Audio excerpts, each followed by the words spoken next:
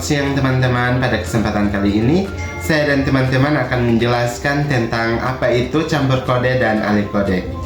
Dalam kajian sosiolinguistik, campur kode adalah peristiwa yang bercampurnya dua atau lebih bahasa dalam satu tuturan.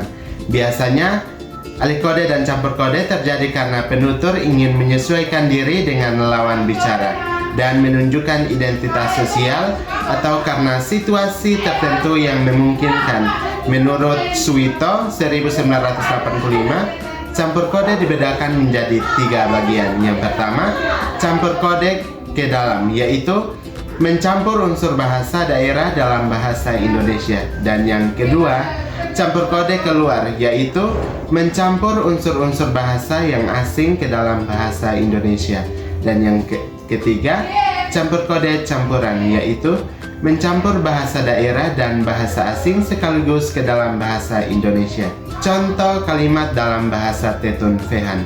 Contoh kalimatnya, Amilao ba uma terus istirahat dulu sebentar. Artinya, kami pergi ke rumah lalu istirahat dulu sebentar. Baik, penjelasannya, kalimat di atas menunjukkan pencampuran struktur bahasa Tetun dengan kosakata dari bahasa Indonesia. Biasanya terjadi dalam percakapan sehari-hari dalam masyarakat dwi bahasa. Baik, penjelasan yang berikut akan disampaikan oleh teman-teman saya. Baik, saya akan menjelaskan tentang alih kode. Berbeda dengan campur kode, alih kode adalah peristiwa perpindahan dari satu bahasa ke bahasa lain secara penuh dalam suatu percakapan. Pergantian ini bisa terjadi karena faktor lawan bicara, topik, atau situasi tertentu. Menurut Der Hemes, pada tahun 1974, alih kode dibedakan menjadi 2. Yang pertama, alih kode inter, yaitu antara bahasa Indonesia dan bahasa daerah. Yang kedua, alih kode ekster, yaitu antara bahasa Indonesia dan bahasa asing. Contoh kalimat, how ia katene. Bisa tolong ulangi lagi pakai bahasa Indonesia. Ini merupakan alih kode karena penutur berpindah dari bahasa Tetun Fehan ke bahasa Indonesia. Biasanya alih kode ini dilakukan untuk menyesuaikan diri dengan lawan bicara, menjaga kesopanan, dan agar lebih mudah dipahami oleh orang yang tidak bisa berbahasa Tetun Fehan. Saya akan menganalisis tentang fenomena campur kode yang sering terjadi di lingkungan masyarakat, khususnya di kampus atau acara keluarga. Banyak orang menyisipkan kata-kata dari bahasa lain, khususnya bahasa Portugis yang dulu pernah berpengaruh di Timor. Contoh kalimat, Ami labele ba reuni niel loron domingo, yang artinya kami tidak bisa ikut rapat hari Minggu. Penjelasan, kata reuni berasal dari bahasa Portugis, artinya pertemuan atau rapat. Faktor situasional, karena kata reuni lebih cepat diucapkan dan sudah biasa dipakai masyarakat. Faktor kebiasaan, terbiasa mendengar dari orang tua, gereja, atau sekolah. Nah, kesimpulannya, campur kode bisa memperkaya komunikasi, tapi sebaiknya disesuaikan dengan situasi. Jika lawan bicara tidak paham, bisa menghambat komunikasi. Di sini saya akan menganalisis tentang alih kode yang sering terjadi di masyarakat Nuemuti, terutama ketika orang tua berbicara dengan anak-anak menggunakan bahasa Tetun Fehan. Namun, ketika berbicara dengan aparat pemerintah atau guru, mereka beralih ke bahasa Indonesia. Contoh di rumah, Ita ba uma, Ita ha peka. Ayo kita pulang, kita makan dulu.